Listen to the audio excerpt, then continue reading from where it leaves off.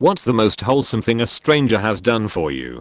Just this week I fell asleep on my morning commute and nearly missed my stop.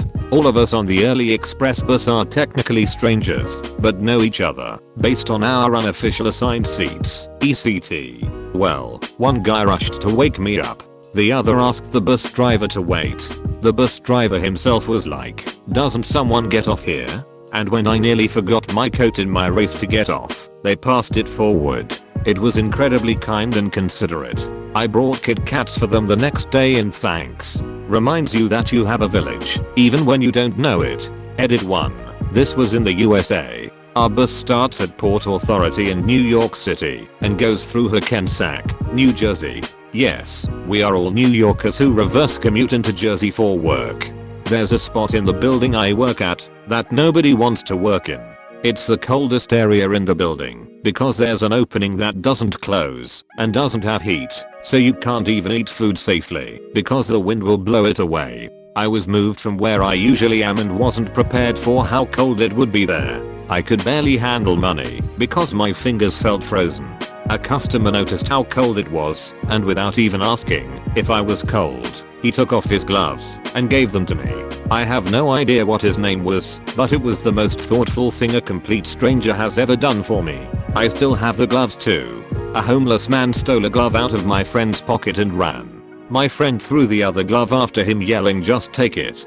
He helped me change a flat tire, recommended a place for me to go to the next day to get it checked out. When I got there the next morning he had stopped by to drop off his business card and to tell them to take good care of my vehicle. When they called me to tell me that the car was ready, they also told me that he had paid for the new tire. Still can't believe it. You don't get people who do that for someone they have never met before.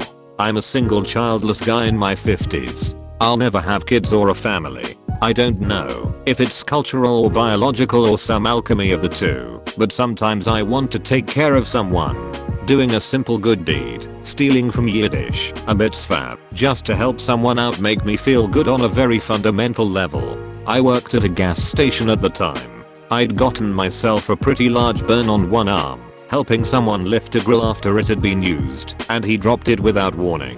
A customer saw my arm, bought it stuff, and came back 5 minutes later. She'd gotten me an aloe vera plant, so I could break off pieces of it and rub on my burn. I thought that was pretty wholesome. Might be because I'm obsessed with plants, but this one made me smile a lot. When I was around 17 I got in my first car accident. It was snowing and very icy, and I was driving home from work. It was evening, but still fairly light because the snow reflected a decent amount of light from the street lamps. I slid on the ice and lost some control of my car. I hit the one in front of me, not super hard, but enough to dent their back bumper and scratch my front bumper. Since it was my first accident, I sort of uncontrollably panicked and started crying, even though it wasn't that bad. We pulled over and put our lights on. An older couple, probably in their 60s, got out of the car and assessed the damage. I got out, crying and profusely apologizing. The wife immediately was like, "Oh honey, is this your first car accident?" and gave me a little half hug.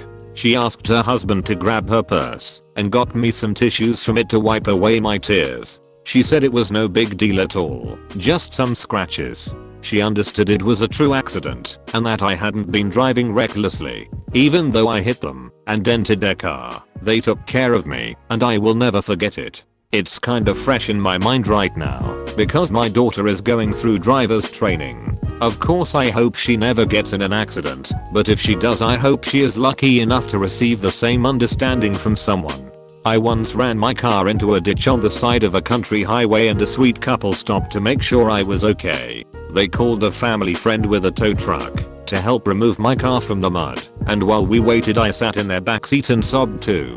They helped calm me down and didn't accept any money I tried to offer them for their kindness. I was able to send them a thank you card, but I'll never forget how much they felt like my parents in that moment. I was sitting alone at the cafeteria and a teacher came up to me and gave me food that she bought for me. I didn't know who she was. She has never taught me. Had this happened to me in grad school, we were a bunch of weak ass looking guys, and the coffee cups surrounding our study table were a clear testament to a long night. A professor just came by early morning and dropped off some fresh croissants, gave us a winning smile, and left without a word.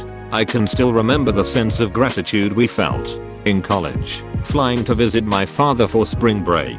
The airport was 45 minutes away from campus and I didn't have a car. After my ride left, the flight was delayed until the next day, and the airline said that, because I lived nearby, I didn't qualify for a hotel room for the night. A lovely couple gave me their hotel room voucher, as they'd decided to drive through the night instead. It helped me out when I was in a really tight spot. Actually, it was a Redditor. I was a really poor college student. I worked 20 hours a week, but got cut back to 10 hours. Rent also increased.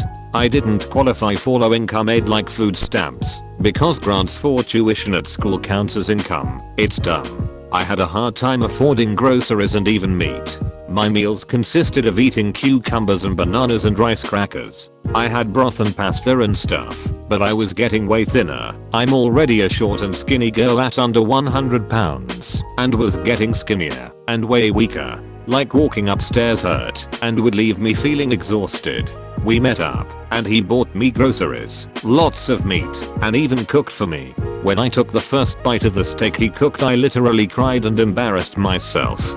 He would send me every now and then a delivery of Amazon groceries. I'm still in touch with that person and very grateful. It was a really hard time in my life. A stranger who used to be a customer at my job took me aside once and told me she has seen my journey over the years and is so proud of me. She started crying and gave me a hug. I wish I could tell her how much that meant to me. I had something similar. I had a customer that I've known for probably 8 years now, across 2 jobs. I worked at a convenience store. He always stopped in to get coffee, and then I switched jobs to women's clothing retail, and it turns out he picks things up for his wife and himself from there regularly. Well, I went back to school and recently got a job in my new field, but I went back to talk to my old boss, and that customer came in. We talked about what was happening in our lives. He recently retired, so he no longer goes to the convenience store for coffee, and when I talked about my stuff, he said how awesome it was and that he was so happy for me. Made me feel so good. It was so cool to have the chance to close out such a long time of seeing each other at work. It means so much to know that people are taking note of you, even when you don't really know them. I was at a concert a while back. I'm a very short guy, and I was somewhere in the middle of the crowd windmilling the duck out, not really caring about not being able to see, just enjoying the music, etc. The guy standing next to me was an absolute giant of a man with hands as big as spades. Suddenly, he reaches out and takes me in his monster-sized mitts. I'm thinking the worst at this moment. Maybe I've pissed him off with my relentless windmilling, but he simply lifts me into the air and plops me onto his shoulders so I can watch the rest of the set with a premium view. When the set concluded, he let me down like a toddler and simply nodded at me when I thanked him. Edit, this really blew up. I'm small, about 5 feet 8 and 10 stone or something, but this guy was seriously gargantuan. He was an absolute hero, and I always remember people like this in times of need to remind myself of all the good people out there. The band was Devil Driver.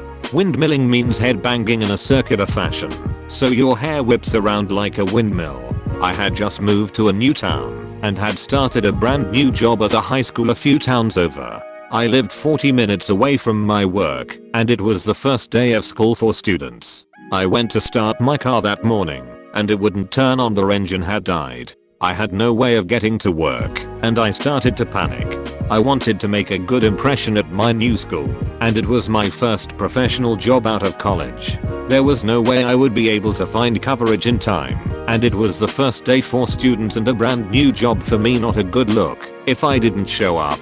I didn't know anyone yet to call, and this was before Uber was around. One of my new neighbors, who was retired and also up super early walking their dog, saw me outside of my car on the verge of meltdown. They insisted on driving me to work that morning. They refused money for gas. They didn't let me feel guilty about the distance or the situation.